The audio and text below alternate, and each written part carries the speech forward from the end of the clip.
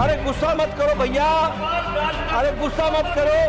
Nothing will go on record, whatever I will say that will go on record, you should know. हमने आपको पहले ही बताया था कि उपराष्ट्रपति जगदीप धनखड़ के इस्तीफे के पीछे बीजेपी अध्यक्ष जेपी नड्डा का एक बयान चर्चा में है। वही बयान जो आपने शुरुआत में सुना था। विपक्षी दलों के नेता और सोशल मीडिया यूजर्स इसे ही धनखड़ की नाराजगी की वजह मान रहे हैं, लेकिन नाराजगी की कहानी यहीं खत्म नहीं होती। दरअसल राज्यसभा की कार्रवाई के बाद दोपहर 12:30 बजे धनखड़ ने बीएसी यानी बिजनेस एडवाइजरी कमेटी की बैठक बुलाई।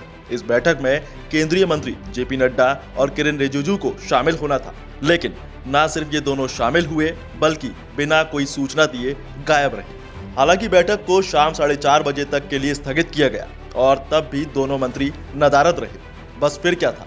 इसी के बाद धनखड़ ने अपना इस्तीफा राष्ट्रपति को सौंप दिया। कहा जा रहा है कि राष्ट्रपति ने जेपी नड्डा के बयान और मीटिंग से गैर हाजिरी ने उपराष्ट्रपति को इतना आहत किया है कि उन्होंने पद छोड़ने का फैसला कर लिया। लेकिन क्या यह पूरी सच्चाई है? जेपी नड्डा पर जब सवाल उठे तो उन्होंने इस पूरे विवाद पर अपनी सफाई दी है। मैं और किरेन रिजिजू 4:30 बजे की बैठक में शामिल नहीं हो सके क्योंकि हम अन्य महत्वपूर्ण संसदीय कार्यों में व्यस्त थे।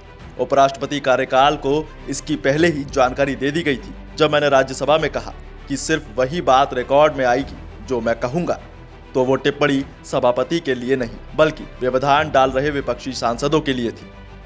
यानी जेपी नड्डा ने साफ कर दिया है कि उन्होंने उपराष्ट्रपति कार्यालय को पहले ही सूचना दे दी थी और उनके बयान को गलत संदर्भ में लिया गया। वहीं दूसरी ओर जब धनखड़ के इस्तीफे को लेकर उनके पारिवारिक सूत्रों से बात की गई तो उन्होंने स्वास्थ्य कारणों को ही इसकी वजह बताया। हालांकि परिवार के मुताबिक हाल ही में उत्तराखंड के दौरे के दौरान उनकी तबीयत बिगड़ गई थी और उसी के बाद उन्हें आराम की सलाह दी गई थी। सोमवार को राष्ट्रपति से मुलाकात के बाद ही उन्होंने इस्तीफा सौंप दिया। संविधान के मुताबिक उपराष्ट्रपति का इस्तीफा स्वीकार करने की कोई प्रक्रिया नहीं होती, केवल पत्र देना ही पर्याप्त होता है और वही हुआ भी। अब सबसे बड़ा सवाल है कि भारत का अगला उपराष्ट्रपति कौन होगा? क्या इस्तीफे की असली वजह स्वास्थ्य है या सत्ता के गलियारों में चल रही खींचतान?